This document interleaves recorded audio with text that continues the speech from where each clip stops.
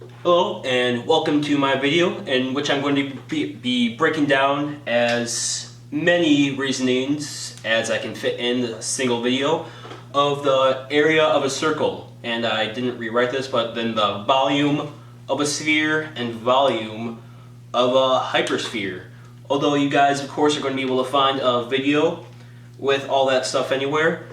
So I'm going to be doing it with tau, and as you can tell I don't have the best handwriting, and when everything starts overlapping it's not that good, but we'll get right into it then. Alright, so when you saw the word hypersphere, I probably should have mentioned that there is going to be some relatively complicated stuff. For some people I'm sure it's going to be very easy, but I'd be lying if I didn't say I'd had to do some studying just to make sure I understood everything that was going on. But we'll start out, it's not necessarily easy as much as just old. Just go back to Archimedes. I'm going to just try and draw the best freehand circle I can get. Just doing all right till I got to the bottom. But anyway, so how did Archimedes first, because he is credited with discovering the area of the circle, and so we're going to figure out what he did. So first, before you want to figure out an exact formula, you may just try to find approximations. Just try to narrow down what you're trying to do. Now, a good way to do this would be to inscribe a shape,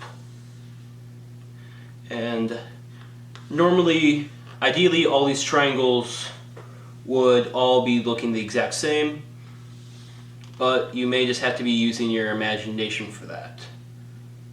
Here you have a slightly better representation. Like I said before, ideally all these triangles would be looking the exact same.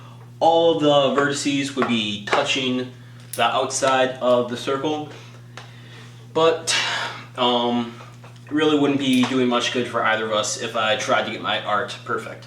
So next, what he did, if you've studied how the derivation of an integral is formed, it's sort of similar to this. First, what we need to say is that as we increase the amount of triangles that we have, the approximation gets better. In fact, if we could say in more modern terms, we take the limit of, say there's n triangles, take the limit as n approaches infinity, and we would find the area of the circle.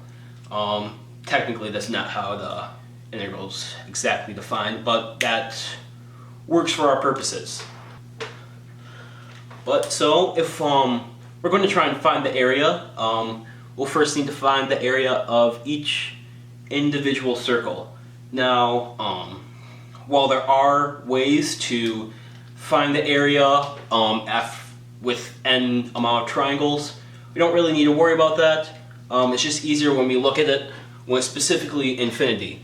Alright, so if you notice, what I did is I skipped over find the area of the given approximations, just because while, it helps, it's not necessarily going to help give us our final answer, and I'm just trying to move quickly. So anyway, when we're trying to find the area of the circle, it's going to be equal to the area of each triangle, because like I said, each triangle should be the same. So I'll just say that's t, but then times the amount of triangles, with n triangles.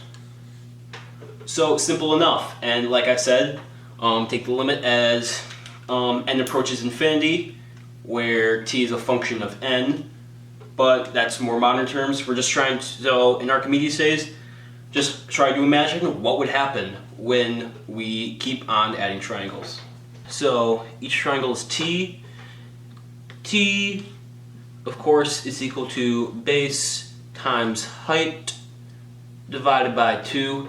Now this is something where, while we could come up with formulas for what is the base going to be, what's the height going to be at any given time, We don't really need to do that because we already know what they're approaching as the limit approaches infinity, and that's all we need to be looking at. Alright, and now we can just use some algebra, which actually wasn't around in Archimedes' times, but it just sort of makes it simpler for us. Assuming we all know algebra, plug in for t. Now, I don't even know if you'd consider this algebra, it's just plugging in for variables. But then what we can do is group, just to give us a better idea of what's going on. Yeah, the more I think about this, is even algebra. But variables certainly weren't a common practice in his day, so we have the advantage here. And like I said, in modern terms, I'm just going to keep on saying this. This makes it easier for people with more formal understanding to imagine. Take the limit as n approaching infinity. Height, of course, is the distance across. As we keep on adding triangles, that height is just going to get closer and closer to the edge, which of course is going to give us the radius. So I'll write up here. Now, the base of each triangle, say, is this distance, and as we keep on adding triangles, it's just going to get closer and closer to 0. But at the same time, it's multiplied by the amount of triangles, which is approaching infinity. So, but as each base gets smaller, it's still, as we just talked about, it's still approaching. It moves towards the outside, and as we get an infinite amount of triangles, the total base is just simply going to lie along the circle, or just be the circle. And that exact length is going to depend upon what the radius is. And as we all hopefully know, it is 2 pi r, is what the circumference of a circle is. But I'll just write that as tau r and divide by 2, because we, of course, keep consistent with using the triangles. And as you can see, we have tau r squared over 2. Now, I'm sure we've all seen pi r squared. And so it seems as though what we have here is perfect evidence of pi being the perfect number. As far as the circle constant, as far as representing what we should be using when making calculations. Although this is misrepresentative all along, where this pi came from comes from the ratio between the circumference and the radius, therefore tau, although divided by 2. Of course, how that is necessarily represented changes from derivation to derivation, although it works perfectly well in this example, as well as all the others which I am about to show you.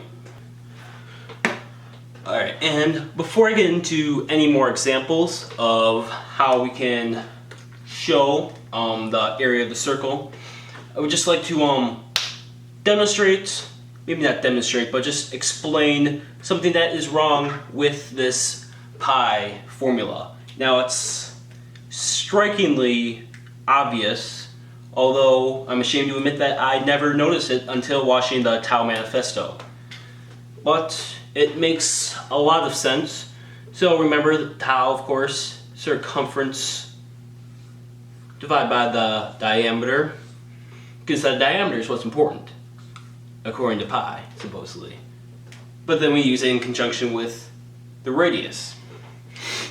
Now, so I'm going to speak as nature as an entity. You can believe in any of the, I'm not going to, I'm just going to say it's easier to, instead of trying to be general about it. So say you really believe that nature can't decide between whether or not it prefers the diameter or the radius.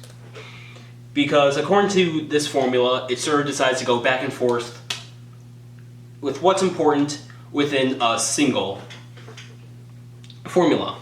So if we do want to use pi, which of course is based off of the diameter, and I just realized it's a pretty bad D, then we can just rewrite the radius. Circumference divided by the diameter, divide by the diameter over 2 squared. Now it wasn't really necessarily to convert pi, I'm just going to convert it right back, but it helps to show that we end up with pi times the diameter squared divided by 4. So if we want to use pi and be consistent with what we want to say, this is the formula we should be using. Now the pi manifesto at one point points at this being evidence of perhaps, maybe neither tau nor pi is correct. Maybe it's pi over 4. Although, of course, that would be putting all your eggs in the basket of the diameter. And it's really not even worth talking about whether or not diameter or radius is more important, because if you've done, I'm just going to try and draw a small part of the circle. The circle is of course a collection of all points equidistant from a center, with that distance being the radius. Diameter just happens to be what you get when you look all the way across, happens to just get twice the radius. Next coincidence, nice for human generalizations, doesn't really have any mathematical significance. Of course, tau divided by 2, r squared. Tau is based off of the radius. Radius, everything's consistent. Just one more example of why we should be preferring this example. Next up, we have the area of the sector we're just going to look at. I'm not necessarily going to talk about how to find how this was derivated. There's lots of different ways. A lot of the things we talk about, you can just go backwards to find. But what's interesting, the thing to note is the 1/2 makes an appearance when we decide to generalize what angle we're looking at. What amount of the circle are we looking at? Either 2 pi radians or tau radians. Looking at all that, when you're only looking at a sector and you're trying to find the area, it is divided by 1/2, which I think is pretty good evidence, even though the word evidence is difficult to use, that when we are writing the area of a circle, it would make sense to have another 1/2.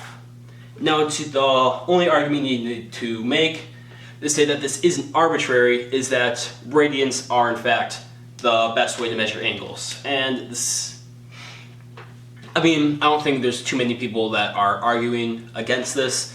Just to make it clear, radians are, many of the trigonometric identities only apply when using radians.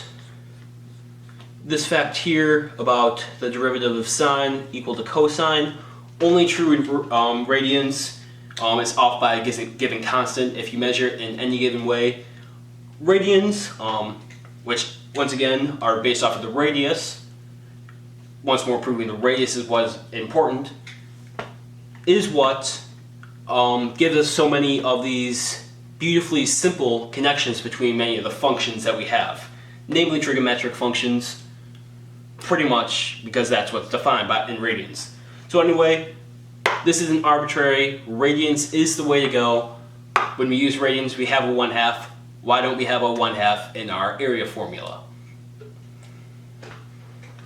Or even backing up another step, if this is all based on radiuses, I suppose is a word, taking the radius squared, radians being based off of the radius, then why do we decide to measure our radians, is I believe the more technical term, in terms of the diameter with pi? I haven't really heard a good explanation for why we use the radius, except for when it comes to pi, then we suddenly decide to switch to the diameter, but that seems to be the case. Next up, we're going to get to use a bit of integration, and looking at this right off the bat, obviously we know that the answer comes out to either pi or tau divided by 2 times the radius squared. But right away we see we have a 2. If you're not familiar with this, it's because this is just rewriting the circle formula. I'll rewrite this in terms of r. But when you decide to solve for y, this only gives the positive half, so you have to multiply by 2. So that means that because we know that it comes out to pi or tau divided by 2, there has to be over 2 that comes out to cancel this out. Or rather, if you're in terms of tau, over 4, which is going to cancel 2 of it out. So we just get to use a trig substitution is the standard way to solve for this. I don't even know if there is another way. There probably is. But it's fairly straightforward if you know what you're doing. Alright, so then when doing your trig sub, you can just set up a triangle to use as a point of reference. It's always just nice. You can just use Pythagorean theorem to just double check your work. And then I always like to just write down what we know. So if we ever need to use it, we have it. So sine is going to be equal to, so opposite for hypotenuse, x divided by r. Cosine square root r squared minus x squared over r.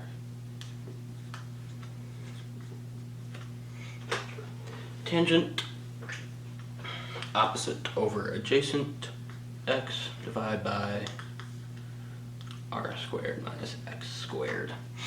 Alright, and what we see here, I already have an x. It's probably going to be I'm not even going to say probably, just because it's always nice, personally for me, just to see what we're dealing with. But we know that in this case, x is going to be equal to the radius times the sine. And all you need to do is just look at the triangle to figure out how that all works. Alright, so looks like the next step, you can just plug in. I'm not going to write my limits of integration quite yet. For x, what we just found, minus r squared sine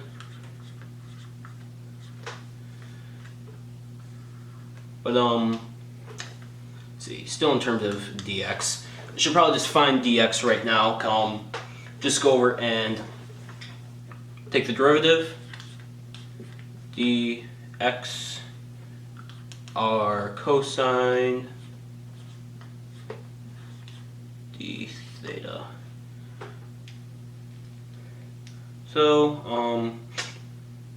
I'm just going to go and put that in right away.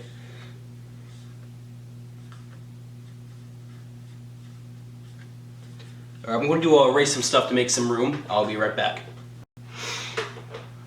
Alright, so I just simplified everything here. Before I go any further, if you're trying to follow around directly, what I did with my limits were, I kind of had to just fool around with them, but you can check everything is correct. It's just easier to work with these. And but before I go any further, obviously this here, tau divided by 2 is pi. The reason, so it does seem like, alright, so pi is showing up in this case. But what we have to remember is all we're looking at is, as best as I can draw, is the half circle. So I'm not going to try and deny, pi is pretty good. It's probably the half circle constant. If you want to say that, I'm all for that. But here, I'm here to say that tau is the full circle constant. So now we can keep on going. Of course, 1 minus sine squared is equal to cosine squared. Square root of cosine squared is equal to cosine. Cosine times cosine, we get cosine squared. And I probably could have been writing while I was talking there, but, you know, And I don't necessarily need to have the r inside the integral anymore.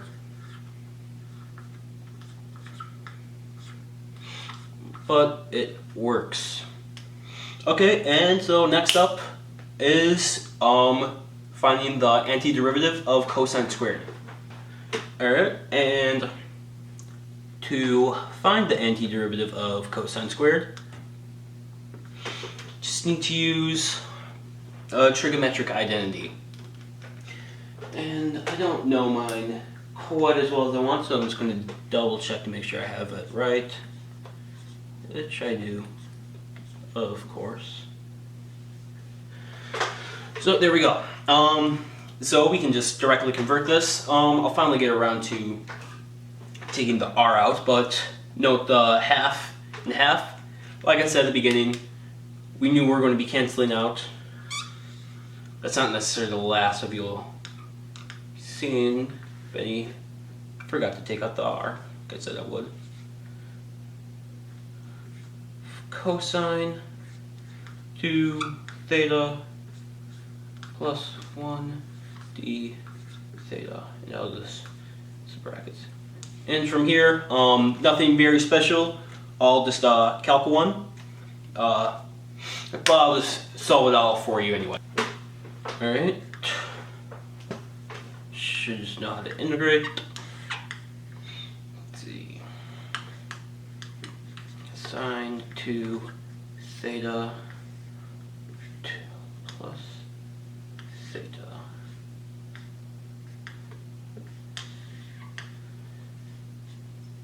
From tau over 2, or pi if you wish, to 0. Alright. Just plug in, see what we can do. We can just do this in our heads. Alright, so sine of tau, pretty easy to do. It's just going to be 0 plus tau over 2, tau over 2. So let's write that right away. R squared tau over 2. Plug in 0, 0, 0. There you go. So, to backtrack, where did this tau over 2 or pi come from? From the half of the circle that we had. So, congratulations to pi. It is the half circle constant. I would say there's no debating that at this point. However, at the same time, I'm still going to say that tau deserves the right to be called the circle constant. There we go. Okay, and to demonstrate the area of the circle in another way, we're going to get pretty funky here using the line integrals. Now, there's a theorem. The requirements, I believe, are that the function is simple, closed, and smooth. I believe is the only requirements. I think piecewise smooth is sufficient, but to be honest, I'm not 100% positive on the conditions. I just know that it applies in this case, and it is pretty interesting, and also shows application of tau. So, alright, I skipped a step actually, because we need to define the curve that we're going upon. So, hopefully you know that as a parametric function, the circle can be described as the radius times cosine t times the radius times sine t. And t is going to be somewhere in between 5.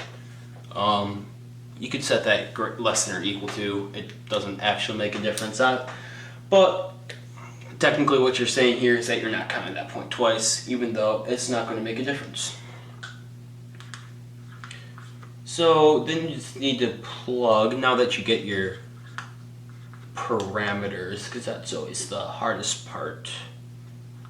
Those darn line integrals.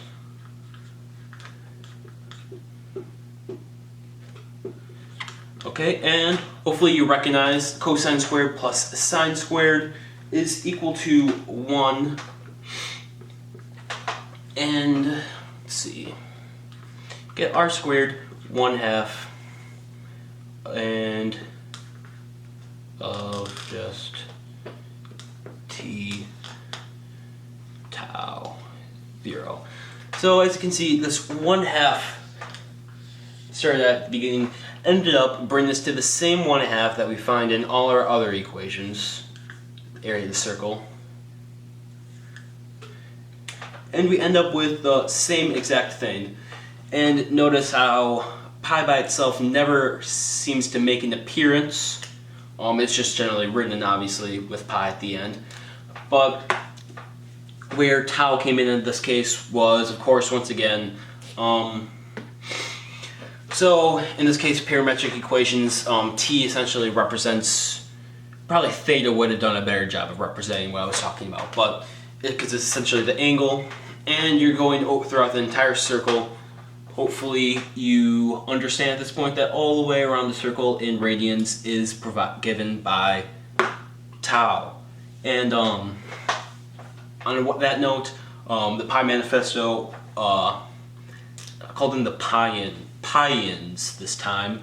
We'll try to say that that only applies when you're just doing basic trigonometry. It's the only time that tau makes it easier. But as you can see, that the fact that all the way around the circle in radians is tau applies to essentially, well, obviously this does have trigonometry in it, polar coordinates.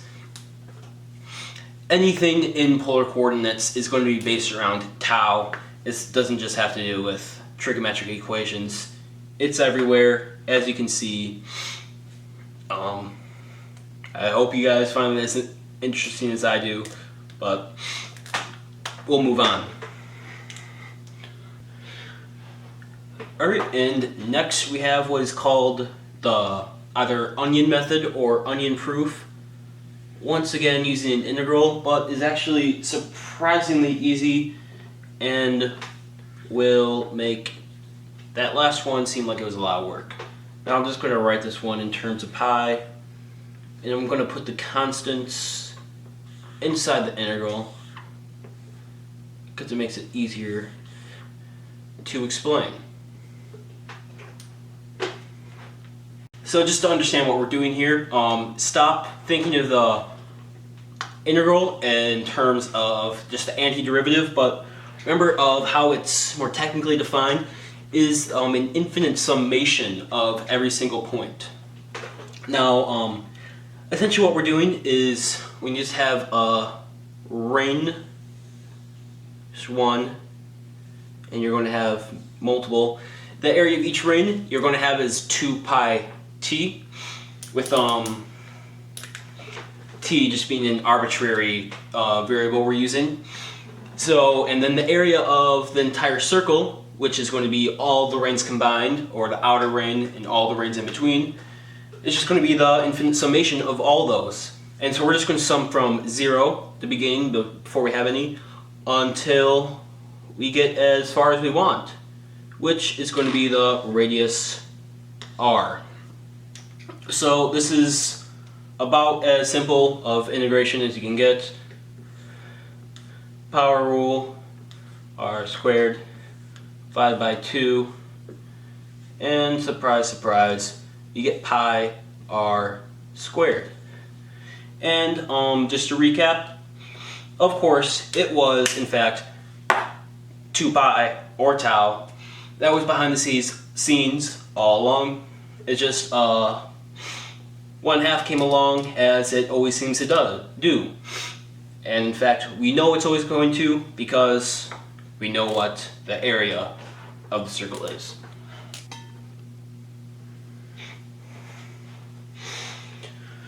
Alright, and then very similar to that last proof, we have the triangle method. I'm just going to save myself some time and write this one in terms of tau. As you can guess by the name, we're just going to be taking an infinite summation of a bunch of triangles that we're inscribing inside the circle. Now this r, of course, could be just outside of the integrand, And I've already screwed up probably the simplest. Actually, yeah, the last one was probably simpler, but it doesn't matter.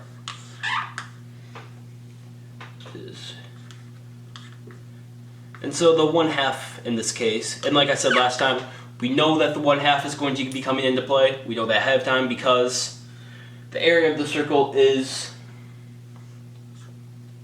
what it is, pi.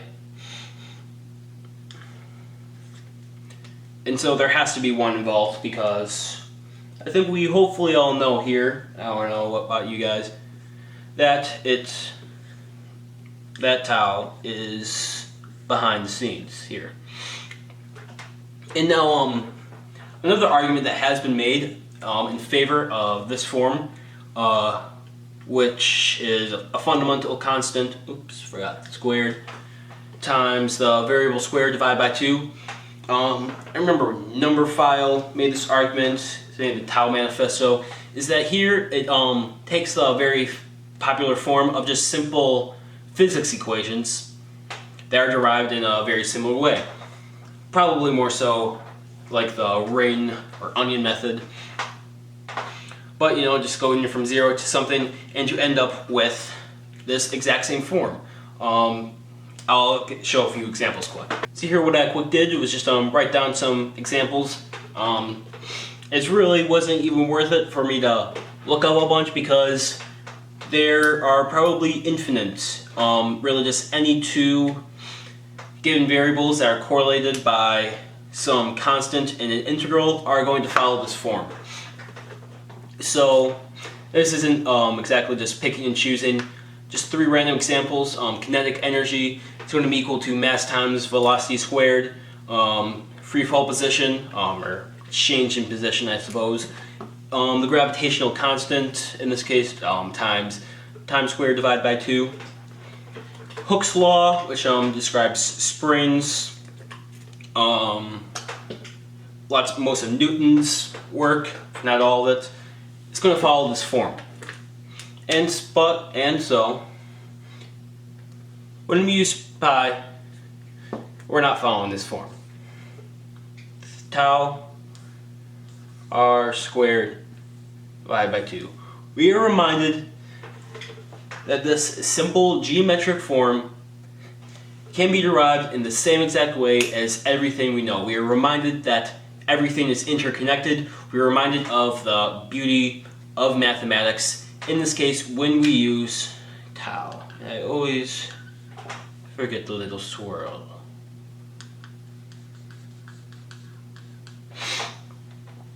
And then also, before I move on to spheres, I'm just going to talk about another interesting representation which is provided more clearly by this point. It's actually how Archimedes first described the area of a circle. And he said that a circle with circumference c, radius r, will have the same area as a triangle with height c and radius r. Of course, we know that that triangle would have that area of circumference times radius divided by 2. Surprise, surprise. 2, radius, radius. This is how it was first chosen. Another interesting geometrical representation that is maybe not important but interesting to understand, which is completely lost. While it can be represented, the beauty behind it is lost when using pi. So here I have the volume formula for a sphere. I'm going to say, you probably learned it. If you forgot it, it was 4/3 pi r cubed. Written in terms of tau, 2/3 tau r cubed. So now, at this point, really neither of them look any better. Both of them just have a random fraction. So neither of them really even look better. And so we really just have to look at how they're derivated to figure out which one's more natural. And to be honest, just ahead of time, neither really it just comes down to how all this is derivated comes just from the circle.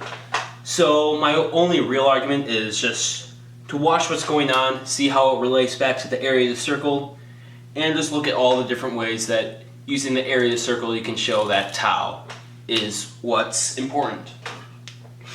Now, as you probably already saw, I'm pretty bad at drawing circles. Spheres, there's not a chance. But what you can try to imagine is that a sphere is a collection of, alright, I'm going to give it a shot, of different circles. This isn't, alright, yep, it failed, but gets the point across kind of that you can sum up an infinite amount of circles. And you've probably heard the surf talk. It's you already know that we're going to be integrating. So it's easiest just to solve for the differential of v. And alright, so there's a lot of different ways to necessarily write this, but I'm looking at the radius of, so you need to find the area of each one of these. And so you can either use x or y, you can switch them around because it's a circle and it doesn't matter, but let's just use x. So the radius is going to be x, so alright, I should explain. So, assuming we're starting at the origin here, and so this point x is what the radius is going to be if when we have the circle up here. This point x is what the radius is going to be because it actually should go all the way out there, and so forth, starting just from the 0 or from the y-axis out there. That's what that x point is going to be. And that's going to be the radius of the circle. And then, at the same time though, when writing differential form, we're sort of turning these circles, they're technically infinitesimally thin cylinders, which is sort of what a circle is. But anyway, so then all we need to do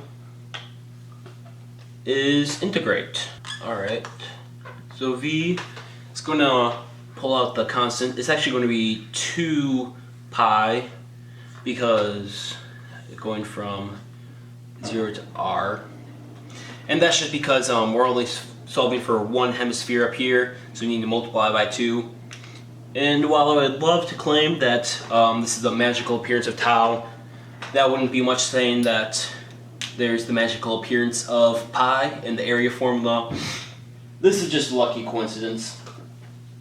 But anyway, x squared dy, and then all we need to do is solve for x and integrate. So we know x squared plus y squared equals r squared, and from there, of course, x squared equals r squared minus y squared. Alright, so pretty straightforward. I'm just writing this in terms of pi, just because it doesn't necessarily, and like I said before, it doesn't necessarily,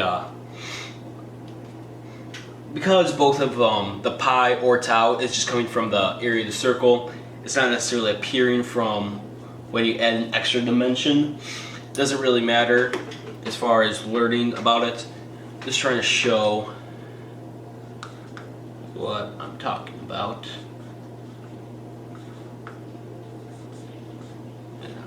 I don't mind seeing the 2 pi there. Makes me happy. Alright, and then alright, I'm just gonna skip ahead, save some time. Okay, so as you can see here, I just sort of skipped over all the integration. We have, obviously you can just distribute and get back to what we have originally. Like I said before, as much as I would love to put this 2 pi in my trophy case. It doesn't really mean much, but as you can see, really when you're start talking about a third dimension, all you really need to think about, at least in this example, you can see all that really matters is the area formula. So you can watch the beginning of the video and see plenty of examples of how tau better represents the circle when talking about the area. Okay, and one more quick way of deriving the area of the sphere is just going to be to revolve a function. It's very straightforward. This one. So here we just have a semicircle, and I'm just going to revolve it around the x-axis. Had to quick check what I was doing. Alright. So, I mean, this is all very straightforward. I'm just going to, and that was a very horrible straight line. Just sort of show what I'm doing. And that's a horrible circle.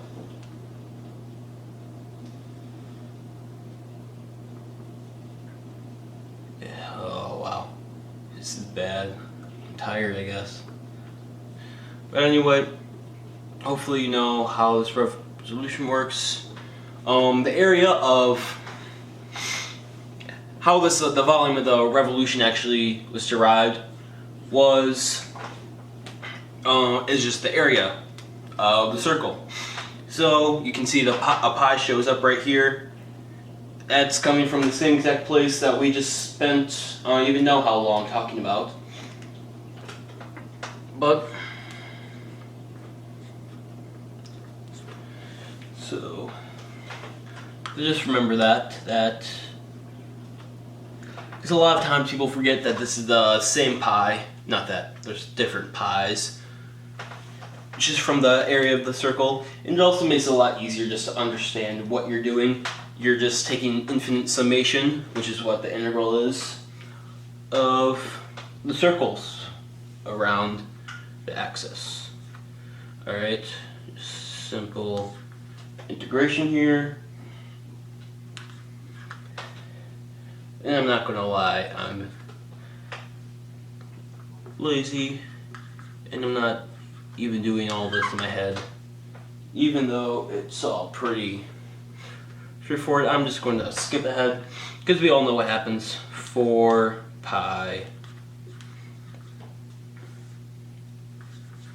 and there we go. I think it was just worth this to look at what exactly a sphere is, especially just before looking at the generalized n-sphere or hypersphere.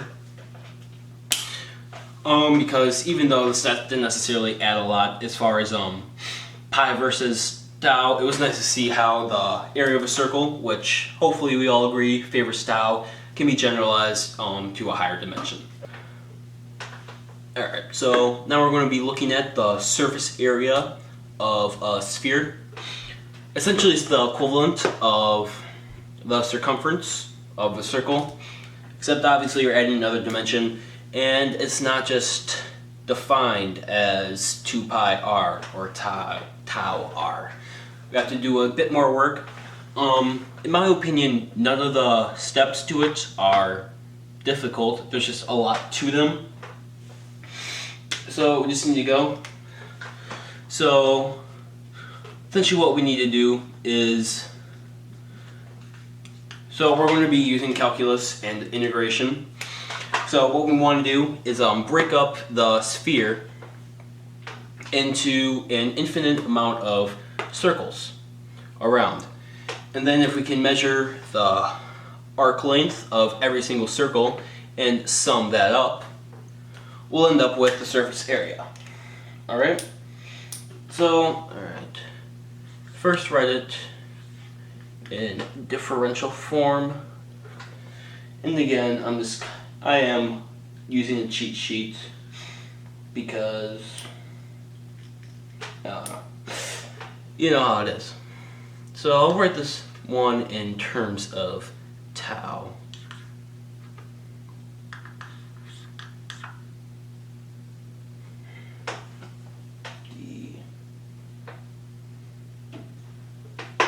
Alright, hold on.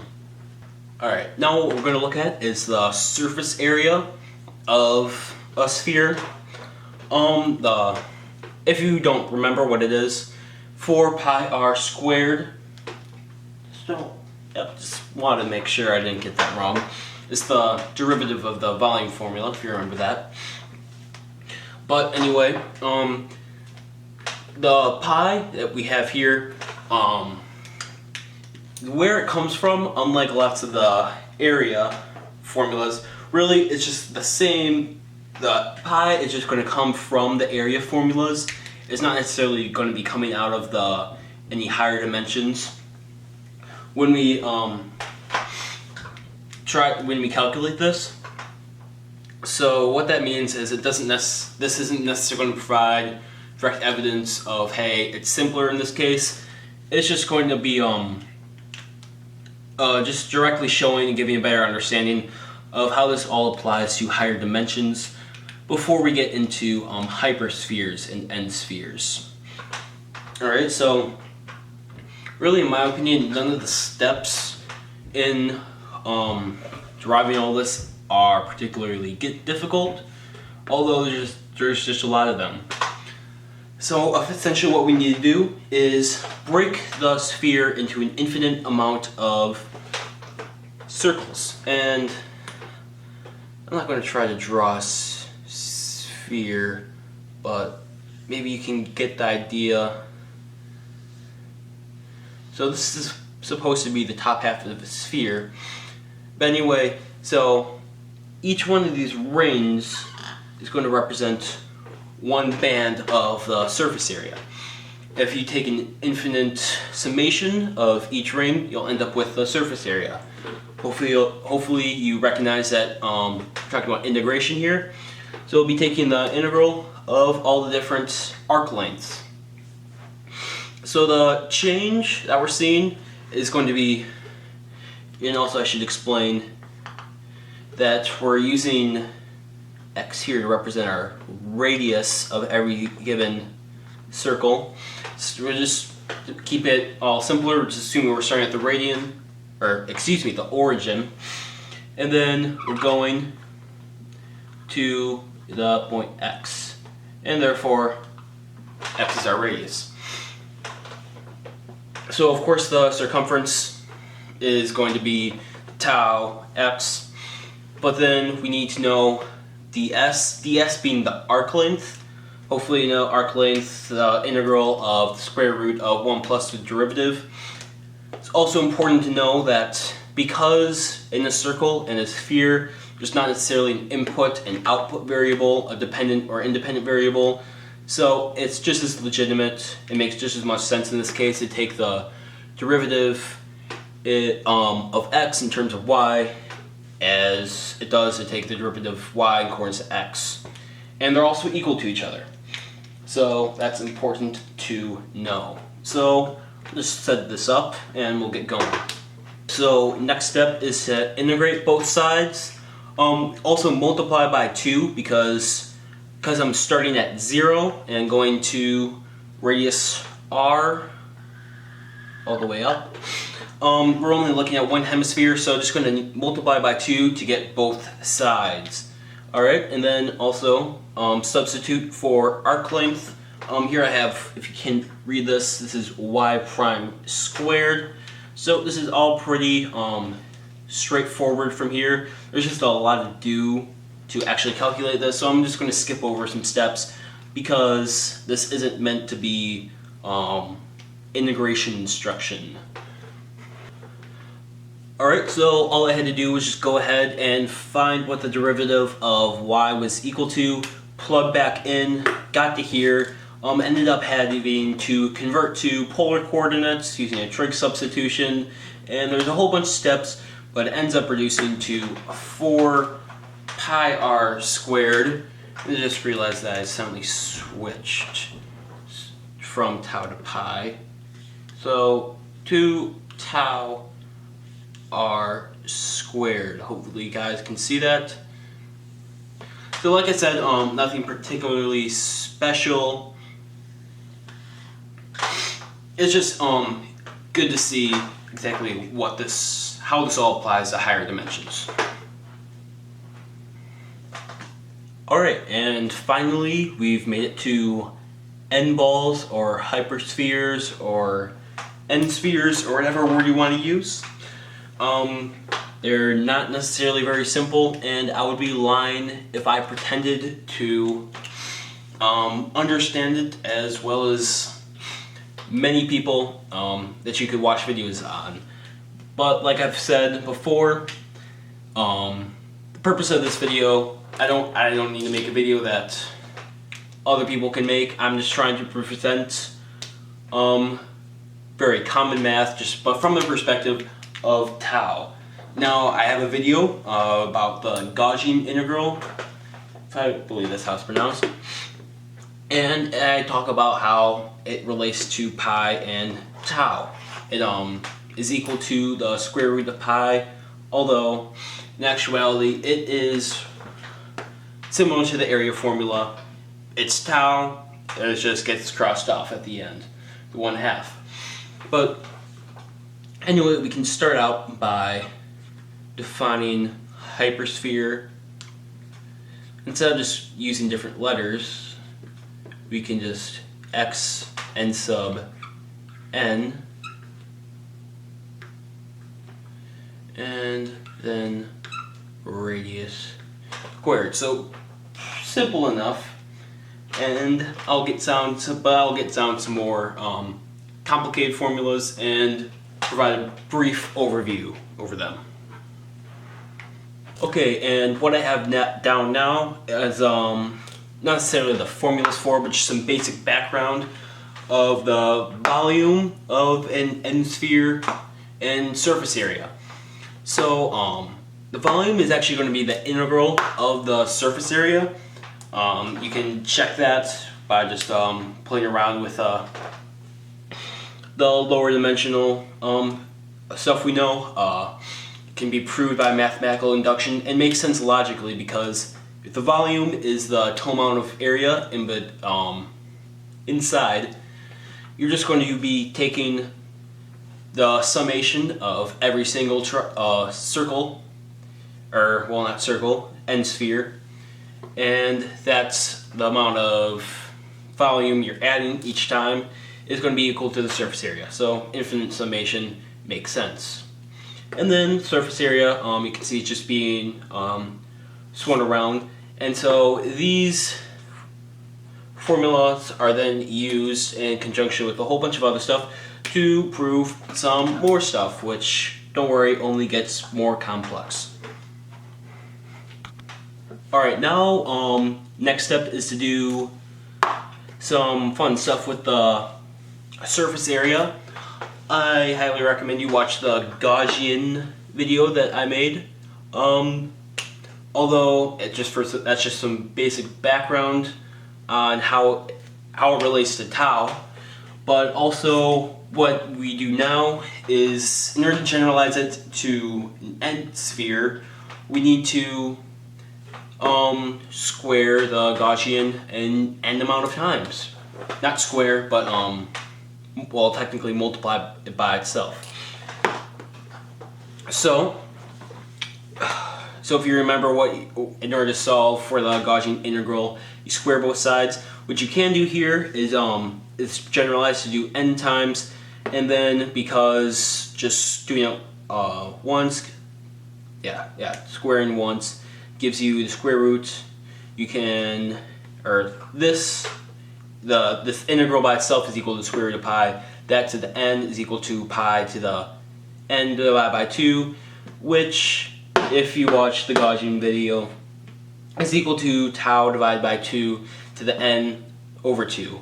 For a better explanation of how all this is generalized to n dimensions, there are several other videos that are explaining much better than I could, and I'll have links to those in the description. Alright, but then next, in order to simplify some of the stuff, we introduce the gamma function. If you don't know what it is defined right here. It's an interesting function, shows up a lot throughout mathematics, but essentially it's a generalization of the factorial. So it can be converted to the factorial if you want, but then the thing about the gamma function is it can be used for non-integers, negatives, not negative integers actually, but anything else, even imaginary numbers. So essentially it allows you to find the factorial of all those.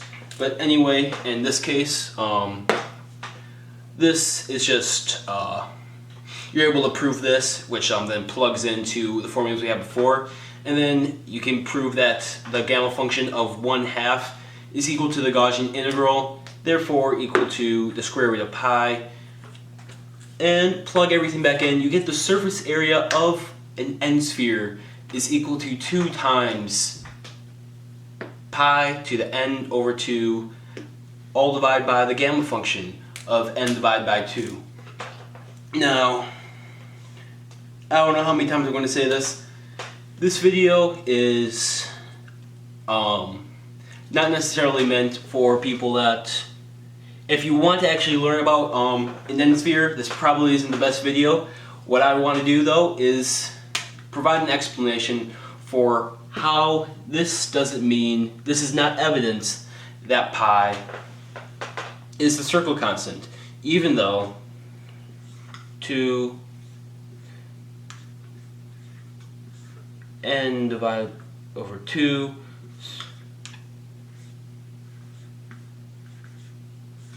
so I'm not saying this is better. I mean, when you simplify it, you're probably going to end up canceling out the 2's, but it does, actually I should say that, I should take back, I am saying this is better, but I'm not saying that it looks simpler. What I am saying is that when you trace back where this pi came from, it's coming from the gamma function, which came from the Gaussian, which came from looking at half of the circle, or essentially, or another way, rather than just looking at it, just gets divided by 2, but tau is there all along. In the end, you end up with a pi there, but really, we just need to remember tau is the real player once again. And looking at this, I wrote, alright, but unfortunately we are not done.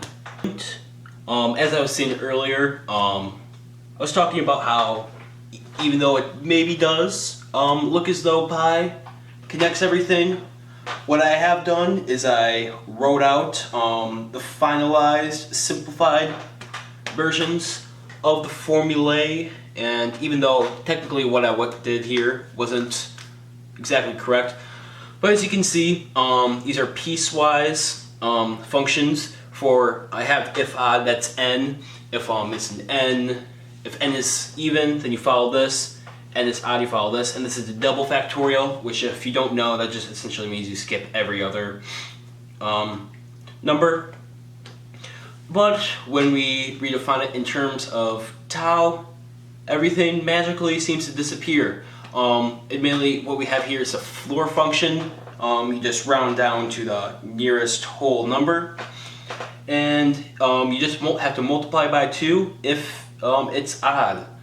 There is also an interesting argument about a different number, which actually is not even needed to be piecewise. It's pi over 4, I believe. No, pi over 2. So there's actually a slightly different movement arguing that that is the ultimate circle constant, and while it obviously does, it's undeniable that it can connect the formulas. There's no need to multiply by 2 if odd. I would like to see that number explain the rest of this video. I'll give it this one. Tau comes in second place. Either way, I just want to finish up that pi comes in last. And if there's anything else, I encourage you to do your research, because I don't think many people can do the research and still remain a Paian. That's the name I'm going with. Thank you. Goodbye.